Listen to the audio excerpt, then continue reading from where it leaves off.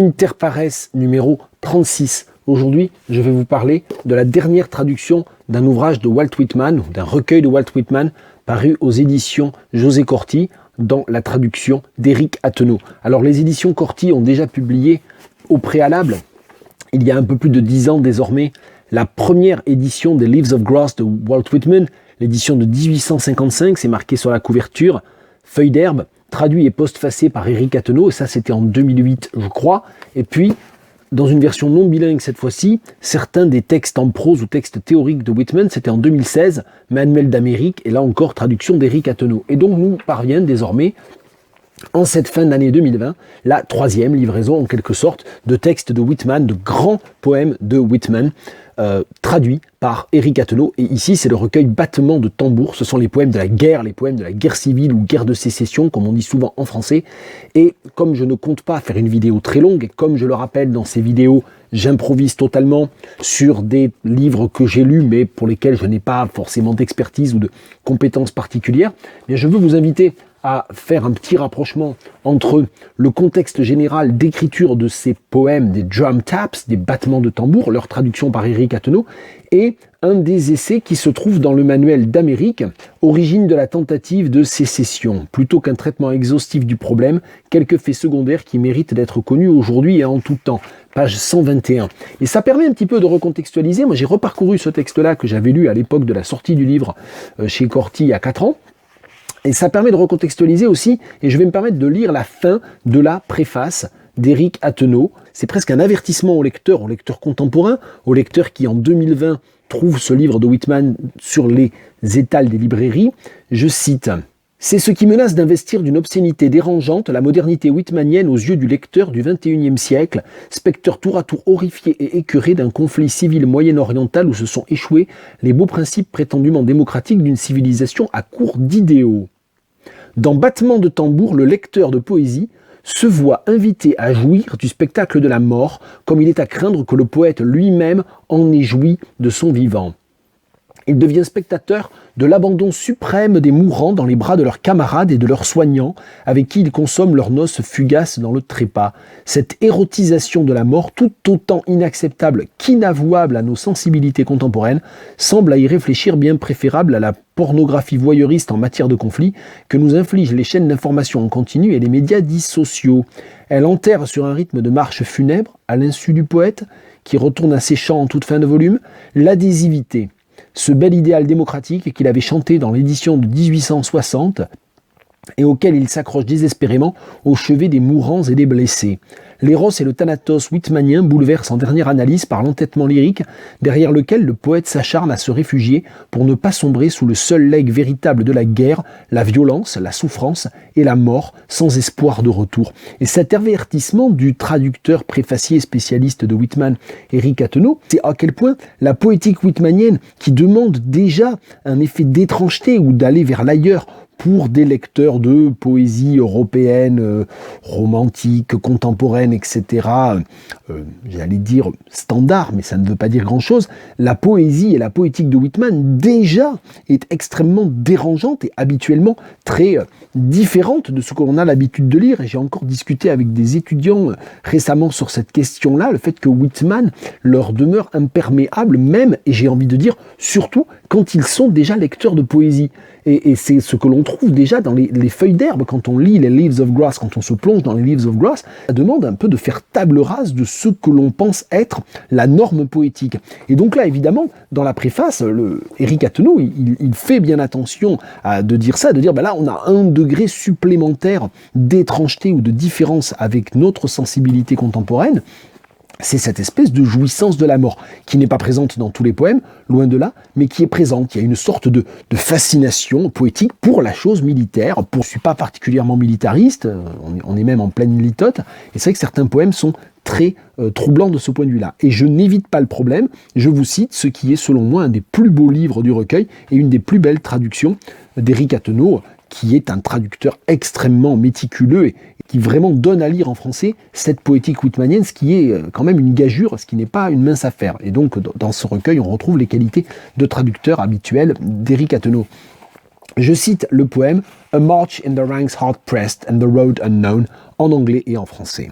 A march in the ranks hard-pressed in the road unknown. A route through a heavy wood with muffled steps in the darkness.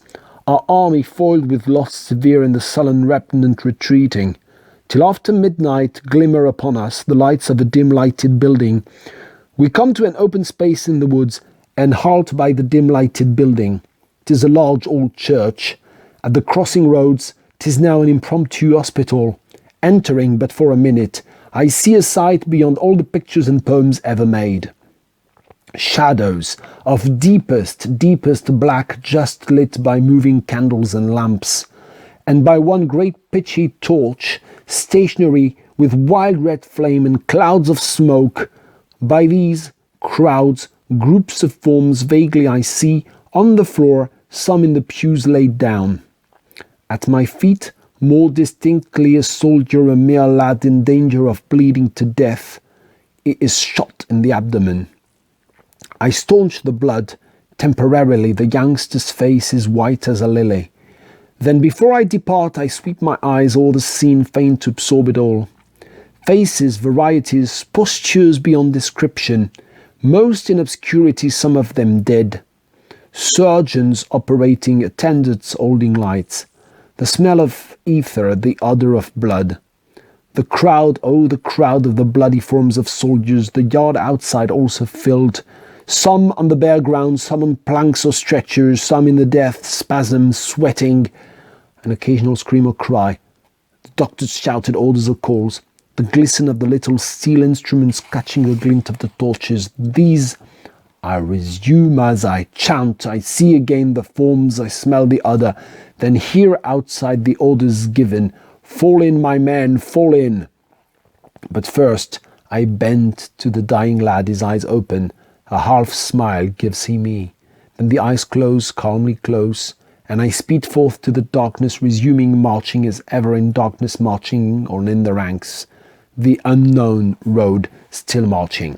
Alors j'ai choisi ce poème parce qu'effectivement il marque une sorte de rupture ou de pause ou de parenthèse dans les battements de tambour et en même temps toute la poétique, le rythme et la structuration des images est très conforme en fait à l'ensemble de l'ouvrage. Le livre, le recueil qui est lui-même assez hétéroclite quand même, il faut bien le dire. Je vais vous lire la traduction, mais donc on est dans ce moment quand même lyrique, un peu élégiaque, une sorte d'apaisement, de quelque chose de tragique, sans la véhémence militariste justement de certains poèmes qui se situent juste avant ou juste après. Mais en fait finalement cette véhémence militariste, elle est jamais vraiment là pleinement tout le temps. Il y a toujours cette espèce de voix à l'intérieur de la voix qui découle ce rythme militariste. Et c'est ça qui est très beau, qui fait que c'est tout à fait lisible, même pour une sensibilité contemporaine, hein, pour reprendre la préface d'Éric Attenot, et même quand on n'est pas soi-même militariste.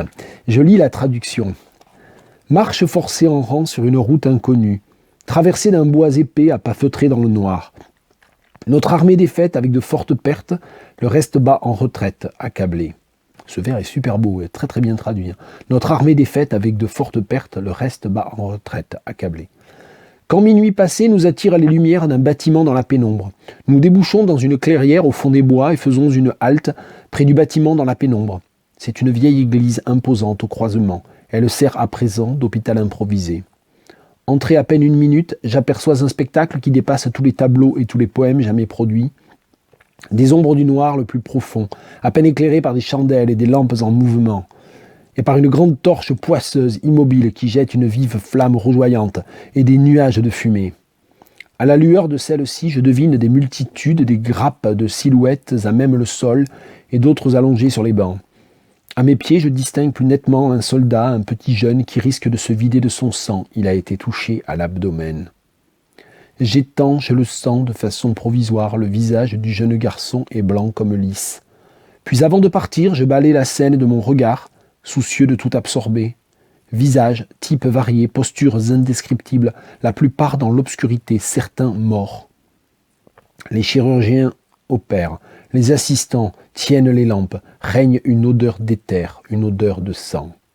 Cette foule cette foule de silhouettes, de soldats ensanglantés, la cour dehors tout aussi encombrée. D'aucuns sur le sol nu, certains sur des planches ou des brancards, d'autres en sueur, secoués par les derniers spasmes. parfois un cri, un hurlement, ordre, appel crié par le docteur, le scintillement des petits instruments d'acier qui renvoient l'éclat des torches. Tout cela, je reprends dans ce chant, je revois les silhouettes, je respire à nouveau cette odeur, puis j'entends les ordres donnés à l'extérieur. Formez vos rangs, mes hommes, formez vos rangs. Mais d'abord, je me penche sur le petit jeune à l'agonie, les yeux ouverts, il me prodigue un demi-sourire, puis les yeux se ferment dans le calme et je me jette dans l'obscurité. Je reprends, je poursuis ma marche dans une obscurité plus que jamais profonde dans les rangs, marche toujours sur la route inconnue.